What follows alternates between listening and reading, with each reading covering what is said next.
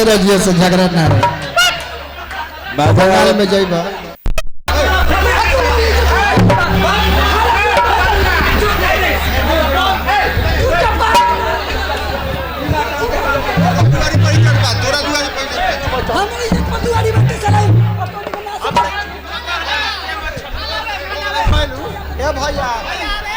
ए भैया अरे बैठी ना हम सुनबे ना कर तो लड़ो खाते गई हम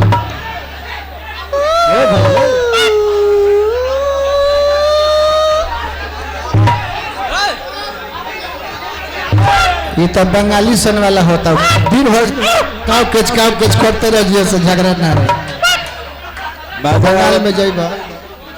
हलवा बन कराई ना बढ़िया से ओके अच्छा ठीक बा रहो बैठी मजा आवत नहीं खे यूट्यूब वाला लो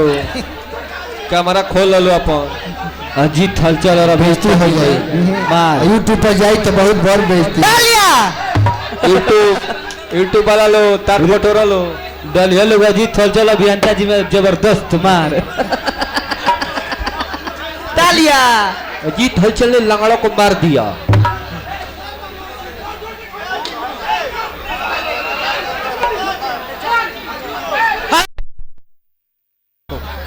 हो गई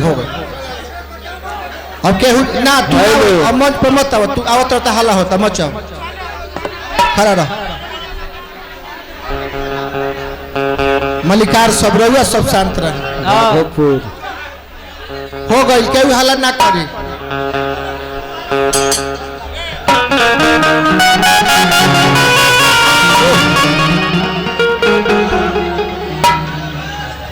हल्ला कम हो के अब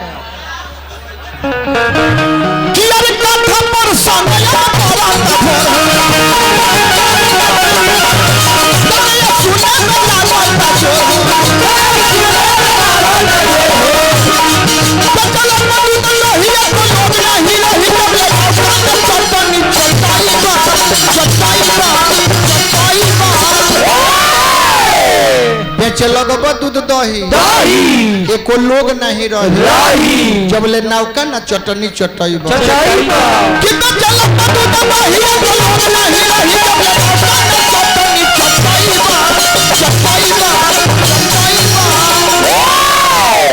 कैसन जुग भइल बा विमल भैया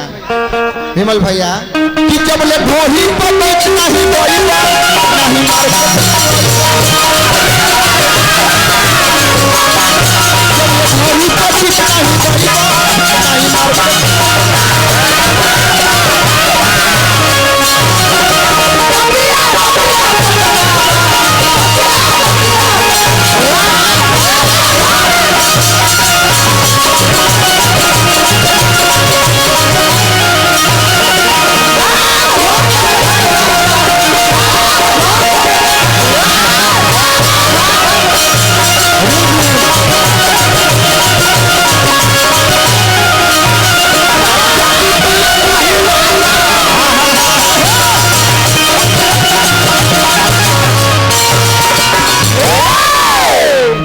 जाफरपुर मास्टर साहब पुरस्कार दिल बनी हमरो के रिमझिम के भी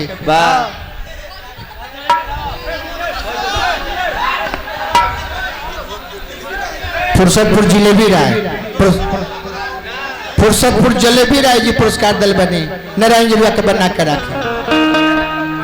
यहाँ जितना लोग आइल बा एमे केहू ऐसा आदमी नहीं थे कि जरबीर सिंह अभियंता के ना जानत है सबे जानत है ना और सबे जानत है तो इहो सब केहू जानत है कि कितना निमन यहाँ के गीत संगीत गाई ले जब से मुंह में माइक ले और जब ले ना निकाले तब ले रात भर अंड बंड बोलत रहे एगो निमन बात ना बोल सकते तब देखो अरे सब केहू जाने बोले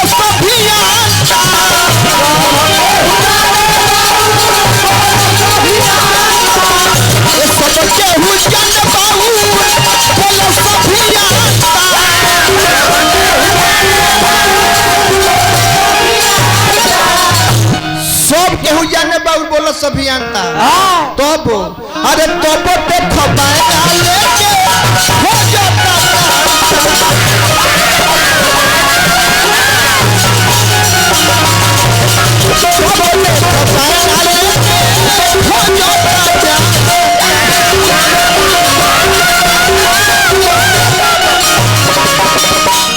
अगर चाहत कि कमलबास कुंवर ऐसा 65 बरिस के हो जाए आ तब मार्केट में रहे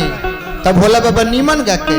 उ जन करे ले तौन करे के पड़ी कि कमलबास कुंवर नियन हर ढोरी में दिया तो जिंदगी भर पीछे रही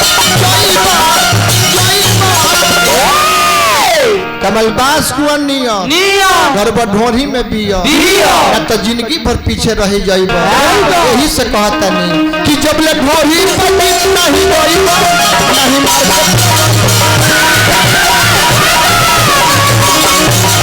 ढोरी पर नहीं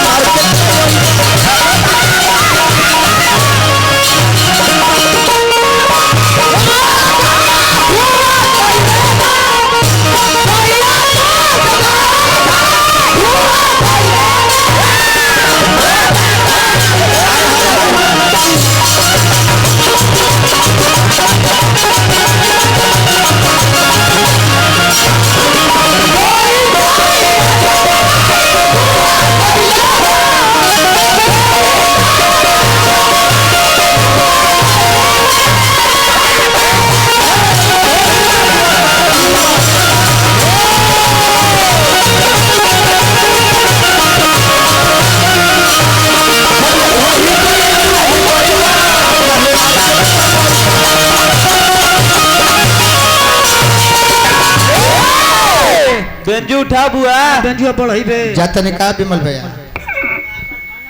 हालत से परेशान हो गए बहुत बहुत जाए के तो हमनियों के चल जेती जाए लेकिन विदाई का सवाल बता 32,000 विमल भैया हजारों हजार रुपये पुरस्कार दिल बनी भैया का स्वागत कर हमनी के पढ़ले रहनी है जा गईबो करी ले जा कि विष्णु जी के नाभि से कमल के फूल निकलल जौना कमल के फूल पर ब्रह्मा जी के उत्पत्ति भई अब फिर एक बाद ऐसा केहू के ना भइल केहू के नाभि से कुछ ना निकलल लेकिन कलयुग में निकलल है हमनी के देखनी है अरे विष्णु जी के पहले निकलल नाभि से कमल हो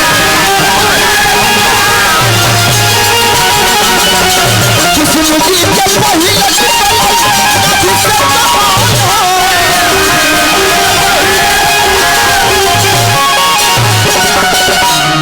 विष्णु जी के पहले निकलल नाभि से कमल हो अरे कलयुग में नाभि से के निकल अरे भोरी से निकलल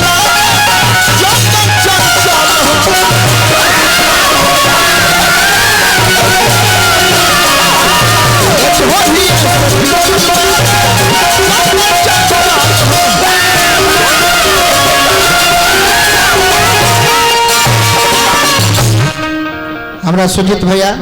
आ भोला बाबा पुलिस भी आई बनी का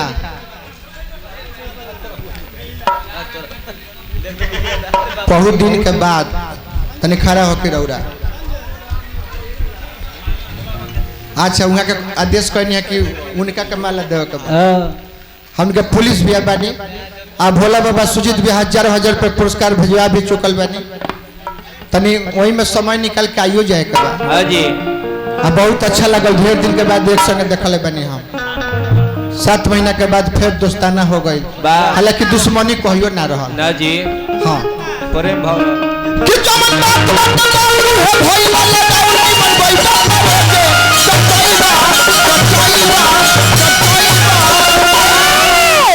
जवन बात बट बाऊ बाऊ उहे भइल बा लगाओ निमन गइब त रोजे डटल कि जब ले ढोली पर नहीं गइब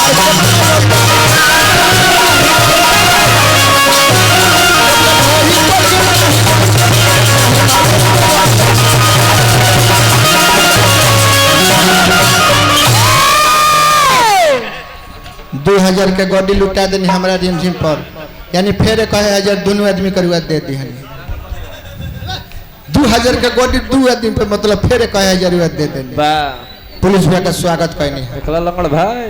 अनुरोध पुलिस भैया का स्वागत करनी है अब तक 40 मिनट के समय बा हाँ उपेंद्र चाचा ललन चाचा केहू लौकत नहीं खे 5 मिनट कथो प्रसंग होई कि खाली लय लेदारी होई आप साइड सॉन्ग